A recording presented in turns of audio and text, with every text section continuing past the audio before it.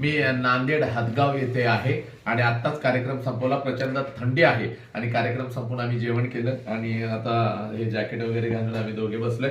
बाबा मला सांगत होते. बाबा काय सांगत होता?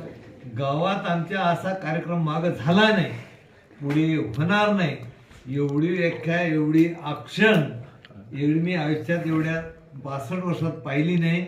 पुढे पाहतो की नाही हे मला काही माहित नाही, पण याच्यासारखा माणूस आतापर्यंत आमच्या गावात आला नाही.